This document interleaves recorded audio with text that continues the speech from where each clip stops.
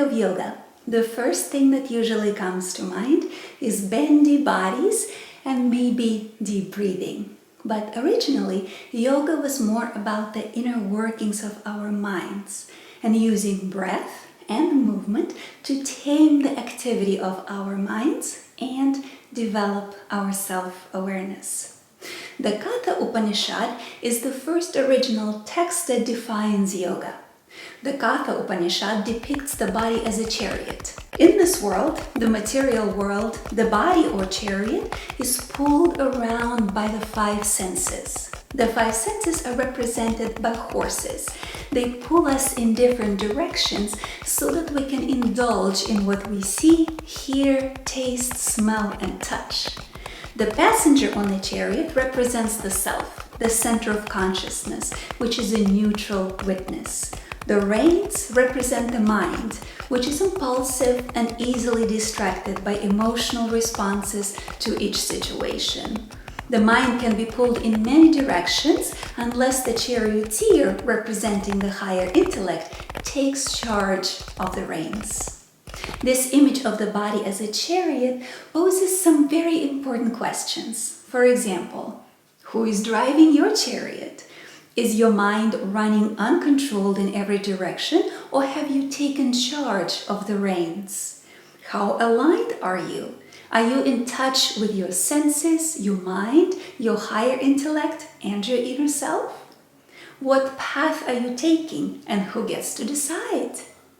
The Katha Upanishad further states that only when the mind and the five senses stand still, and when intellect does not waver, this is the highest state, and this state is called yoga, which is the steady control of the senses, the concentration of the mind, and the clarity of higher intellect. Would you like to experience the state of yoga? Do you want to take charge of the reins of your mind, become more internally aligned, and take charge of your own path? In this series, we will explore how we can harness the vortex of the mind, heal old wounds, and deepen our self-awareness. Meditation is sometimes considered the only tool for mind training, but that is not the case. In our yoga practice, we can use chanting, which involves memorizing and repeating specific chants, mantras, or lines from sacred texts to focus the mind and digest our mental chatter. Text study, which means studying sacred and modern texts to gain perspective. Svadhyaya, or reflective self-awareness, that enables us to become conscious of our conditioning. And of course, meditation, which cultivates the ability to sustain a one-pointed focus for extended periods of time. Each of these tools becomes more effective when grounded in the body. We can use yoga positions to anchor our attention in the body, expand our vital energy, and then direct that energy and attention to the mind to tame the mental chatter. In this series, we will tap into the power of ancient techniques, neuroscience, and modern psychology to access our powerful inner resources.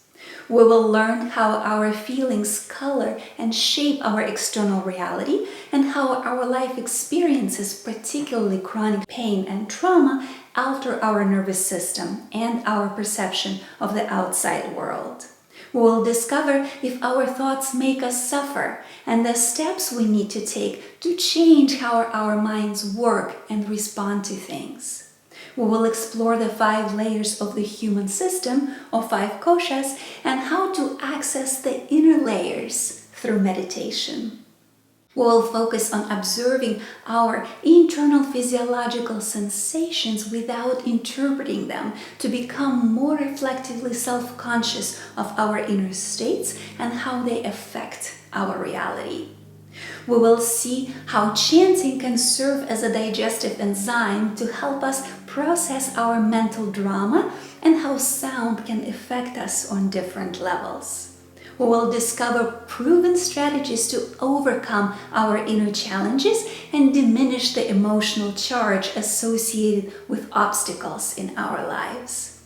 We will learn about the 4 brain characters and how understanding them helps us make sense of our thinking process and emotional reactions.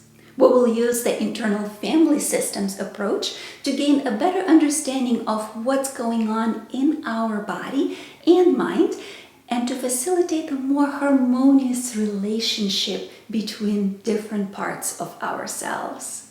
We will see how we can reframe our thinking and discover tools to help us change our emotional responses.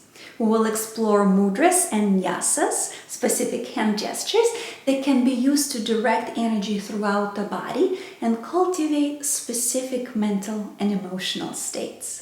And finally, we will learn about the different kinds of rest and how through yoga we can learn to refuel our energy tanks before they get completely empty. Throughout this series, we will begin to understand different aspects of ourselves, face our mental hang-ups, develop our inner strength, and connect to our own healing potential. When the world around us seems chaotic and unpredictable, yogic mental training techniques help us stay grounded, centered, open-minded, and connected to our natural inner peace. While working through this series, remember that while your mind is incredibly powerful, it can also be very fragile. Significant life transitions, emotional and physical pain, past trauma, and emotional fluctuations affect your mental state and your resilience.